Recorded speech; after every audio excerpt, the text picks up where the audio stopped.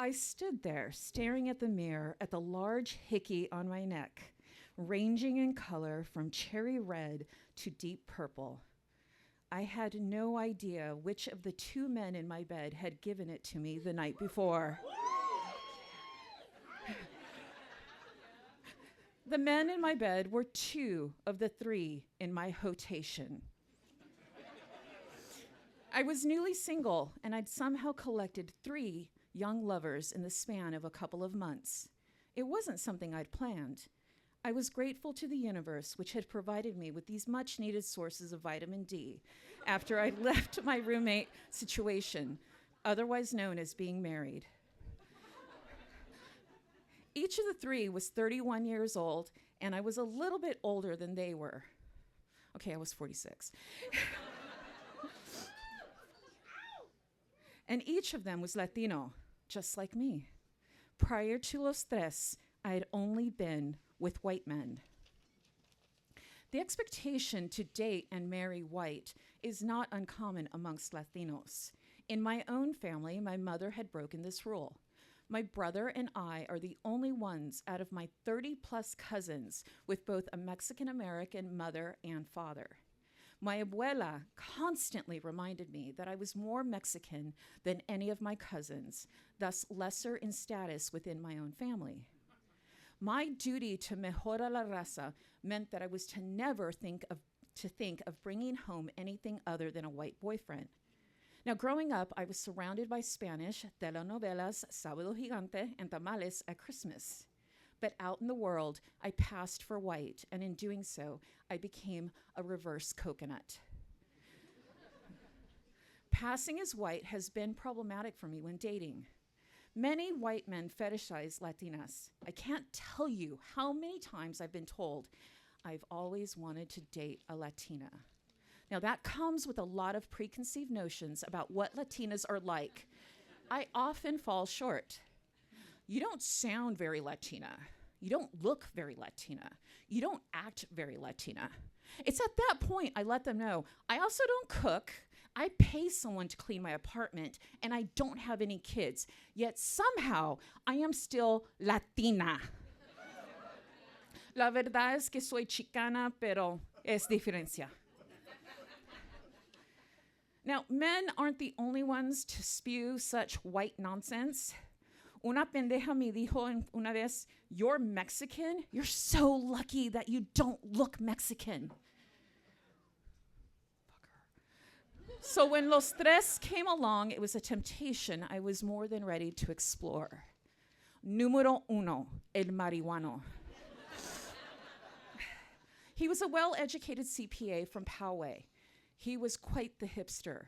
He wore beanies and T-shirts with obscure bands, and he collected rare Japanese comics. He loved craft beer, with the added bonus of being a pothead. He introduced me to the pleasures of sex while stoned. He was the gentlest of lovers. I called on him when I felt like cuddling on the couch, watching a movie, or playing video games. His sweetness was a tonic for my restless soul. Número dos, el músico. He was a musician, and nobody loves a musician as much as they love themselves. He was the type of tall, green-eyed Mexican that all women swoon over. He was a symphony cellist and had incredibly talented fingers. He composed pieces for me, or at least that's what he said. El músico was who I called when I was in the mood for live music, flirting through the haze of cigarette smoke on the patio of the Casbah, or getting my hair pulled at 2 a.m. Número tres, el doctor. He had the darkest features of the 3, but in many ways, he was also the whitest. He changed his first name from its Spanish to its English form. He wore Dockers, crisp J. Crew button-downs, and loafers. Like me, he had been raised with the pressure to mejora la raza. He knew that as soon as he was finished with his residency, he was expected to marry a white woman. The benefits of dating Latino guys was surprising to me after years of only dating white men. I felt at ease with my Latina identity as I didn't need to act as a cultural tour guide. I didn't face the volley of racist microaggressions that I'd learned to ignore. With white men, speaking Spanish was a chore meant to benefit them, making me into an exotic other that fulfilled their fantasy. Now, sometimes when I was asked by a white guy to say something to him in Spanish while we were having sex, I would say, "Mi nombre es Victoria. ¿Dónde está la biblioteca?"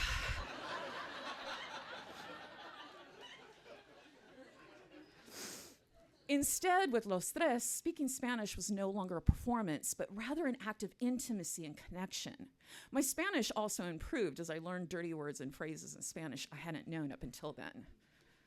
No, I'm not going to tell you. That's reserved for my someone special, if I ever find him. One time after disclosing that I'd only been with white men up to that point in my life, one of Los Tres said to me in the middle of us fucking, "No colonizer is taking this pussy tonight."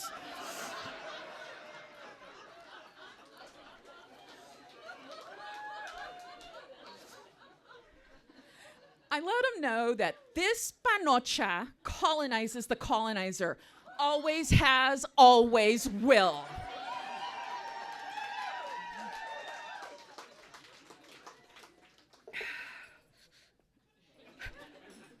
So one warm August evening, El Marihuano had just arrived at my apartment. No sooner had he closed the door behind him when there was a knock. He opened the door to find El Músico standing there. "Is Vic here?" As soon as I heard El Músico's voice, I froze. Now, each of Los Tres knew that I was seeing other people, but I'd been so careful up to that point. My 3-on-the-bench strategy for fulfilling my physical needs had worked so well. I wasn't ready for 2 batters to come up to the plate at once. El Marihuano invited El Músico in, and they quickly figured out that I double-booked my evening. After a few awkward moments, El Marihuano suggested that we walk around the corner to get a drink. I said nothing and followed them out the door. I walked behind them as they made small talk, getting to know one another. Once we got to the bar, they each ordered a beer while I ordered a shot of tequila. They looked at me and laughed, noting I must be nervous as I almost never drank. I sat there, barely saying a word, wanting to melt into the background.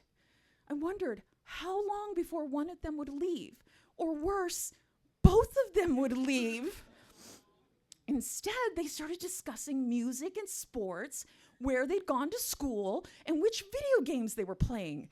It was clear they had a lot in common, more than just the fact they were both dating me.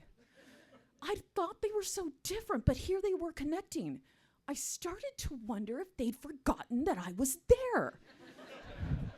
That is, until I felt El Músico put his hand on my thigh. He looked at me and smiled. "Are you ready to head back to your place?" I looked over at El Marihuano. He tilted his head, placed his hand on mine, and said, "I'm ready to go if you are." I felt a burst of heat erupt in my, and much too loudly I said, "Yeah, let's go." We walked back to my place, and as the saying goes, one thing led to another. Before I knew it, the 3 of us were in my bed, naked. Yeah. Things were moving along great until El Músico started to get a bit rough, pulling my hair, biting me, and calling me dirty names in Spanish.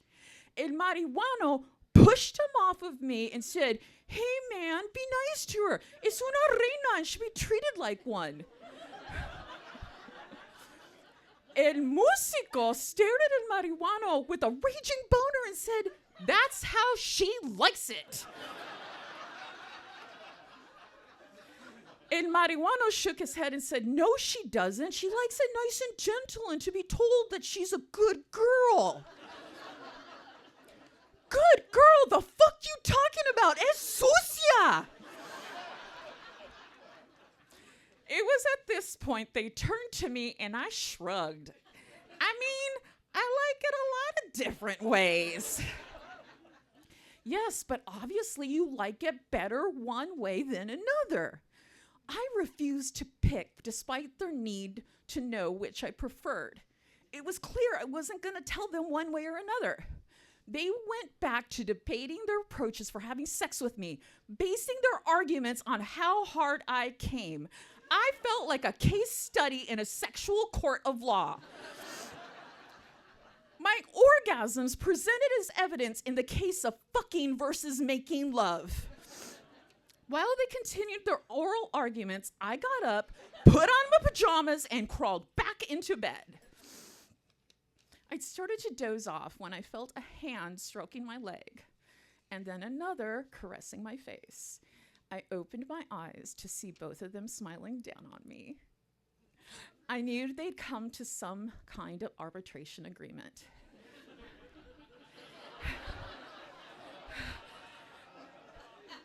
Thus began a night which has stored in my spank bank.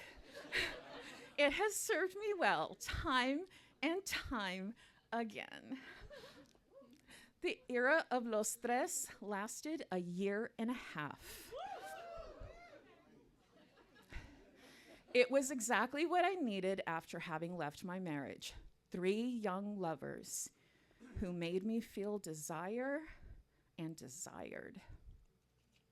In the years since, I still get text messages from los tres, each birthday and every holiday, letting me know that they are thinking of me and giving me updates on their lives. El doctor has fulfilled his duty to mejora la raza and married a nice white lady. They live in Arizona and are expecting their first child. El músico has a daughter and is currently dating multiple people of all genders. El marihuano is happily living in a polycule in La Mesa. He maintains a close friendship with El músico. Look at me bringing people together. As for me, my hotation days are behind me.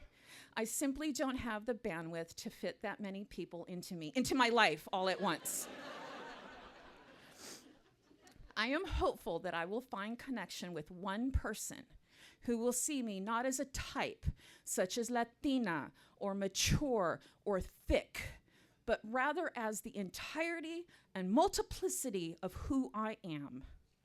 More than that, I want to find a connection with one person who I don't see as a category either.